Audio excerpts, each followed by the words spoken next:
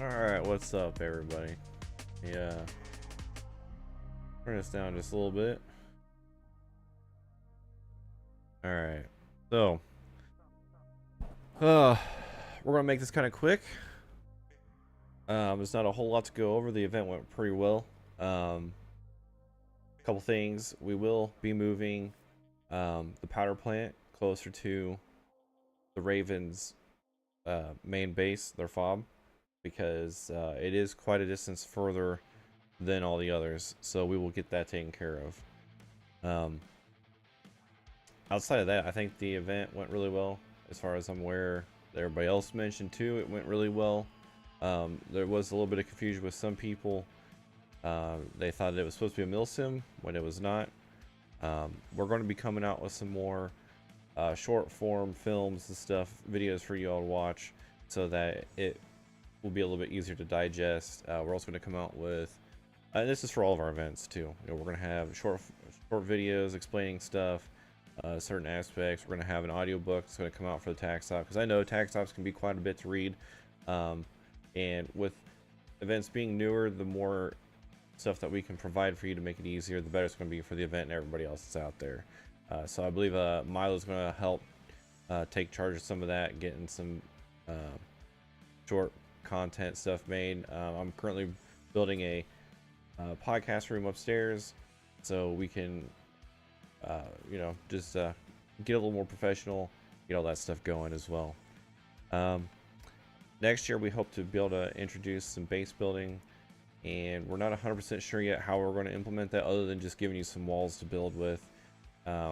We'd like to have some other things be included in that, such as like sandbags. We're kind of looking into like an aircrete type material. We don't think it's going to work out that well, but we were wanting you to be able to build something other than just walled buildings or whatever. It'll be limited to one story, of course, because if we go with anything above that, then we have to have a bit more thought process going into it. We don't want people that don't do construction trying to build stuff. Let's see here. So I believe that was pretty much it for the event. If you got any questions, comments, concerns, as always, join us on Discord and provide us with your input there. Let's see here. So we had Draco's team, Shadow Ravens. They scored what looks to be a total of 33,150 points. Let's see, green. They killed 90 people. They killed the most out of everybody. Or, well, I shouldn't say that. They collected the most coins off of people. So kudos to them. They did really well. However, the current blue team, which was the Iron Wolves, they kind of laid down the law out there. They scored a total of 8,800 points, and they returned, let's see, I think there were red chips, 83. No, they were yellow. It's 89. We'll get the color stuff situated. So they had 89. They did really well. They were actually taking over other people's resources and keeping them for their own. So and then we have orange. Coincidentally, they turned in 83 coins from killing people. However, as far as the sheet goes, they only made 450 points. So I think maybe there's something wrong here, because I know they did buy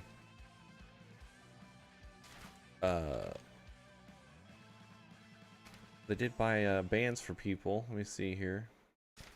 We have it listed. Yeah, I mean, they bought some medic bands. So I think maybe we just missed something on there, because technically I think it was around like noon to 1. The Emerald Serpents tagged up with Iron Wolves Shadow Ravens, because a considerable amount of their team ended up leaving. There was some complaints about Blue not calling their hits. I wish they would have came to us about that, and we could have went and monitored the blue team, which was the Iron Wolves, to see if anybody was actually cheating, because a lot of times is the brush is starting to come in and it's starting to fill up the woods, and a lot of times just your stuff is just hitting little branches, little leaves and stuff, and it's just not going very far, especially if you're not using a heavy gram BB. So all in all though, the event, I felt, and a lot of us felt, let's see, what's this in my defense? I was told by my commander to stay in Ghost Town most of the day. Okay. So that'd have been Phil. Phil was your commander.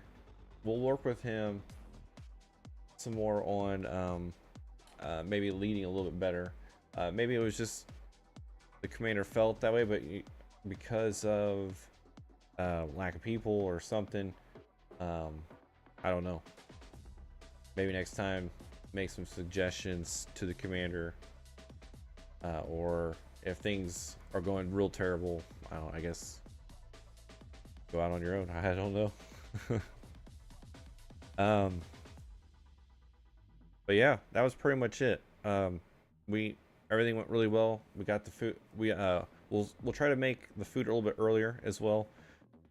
My wife was under the assumption that she was supposed to fill up the entire cooler and then bring it down, but she never informed us when to come up and get it, because we were going to bring it down for her so she could keep cooking. And we had 2 coolers. It was supposed to be like you fill up halfway, we'll bring the one down this way, then while people were getting some food, she could be filling up the other one, then we would rotate them out and stuff. So slight little miscommunication there, not a big deal. We'll get that fixed up. We got base building. We're going to be working also on creating some kind of like a little bit of a puzzle lore thing, kind of like I don't know, think of it like Hidden Treasures or whatever the movie is called, where there will be certain things out around the field and you'll be able to go to those points of interest and find something, and maybe it'll like lead to a puzzle, and then you can solve the puzzle, get some more rewards and stuff. This way there's not a whole lot of stagnation. It didn't seem like there was a whole lot of stagnation, but we also don't want a continuous run and gun the whole time, especially for 7-8 hours, and you'll just get wore out, so we did get a little bit of a late start as well, and I don't remember the reason for that, but we will most likely start doing the brief at 10 o'clock and then have you guys walk out at 11. This way 11 to 11:30 will be the time in which you'll be able to start executing.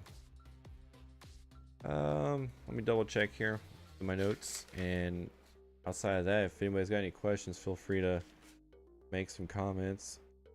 We'll probably also get rid of one of the wristbands. Well, I don't know, maybe not, because next year it'll probably be a lot better, because you will start to we'll have grenades here in the next couple months roughly, when we can start importing them again. And also next year we're going to be moving the event into May, so it'll be considerably warmer, and that's all because technically for this event, other than snipers, you're not supposed to be wearing like a BDU top or something. You'll be wearing your team's color. So we don't care if you we'll have shirts available. We don't care if you get them through us, or if you just want to go to Walmart and get a $5 t-shirt that is of your team's color. So Emerald Serpents is green, Iron Wolves is let me see what I have here, because we'll probably go based off of the chips color.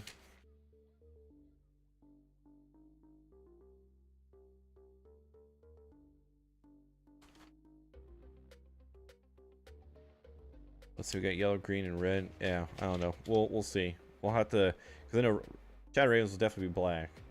The Ravens, they might be a red. I don't know. We'll have to see.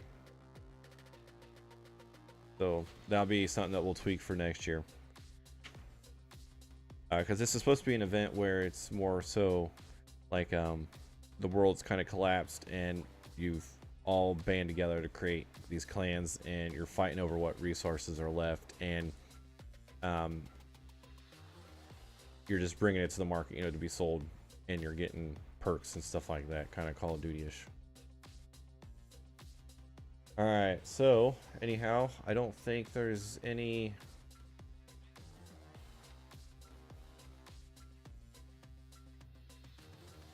I'm sorry, I want to check some quality.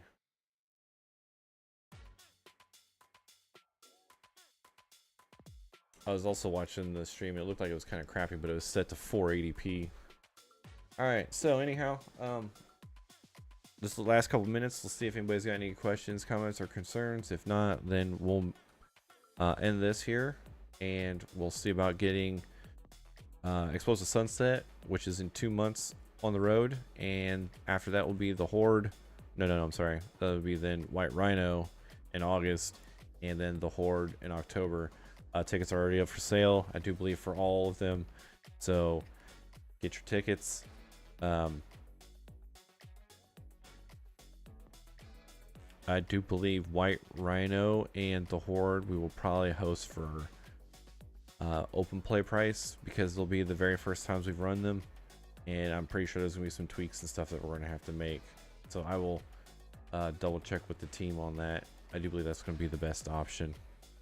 We're not looking to make a bunch of money off this stuff, but we do have to have it fund itself, you know. So anyhow, appreciate you coming in, share this video, you know, all that good stuff.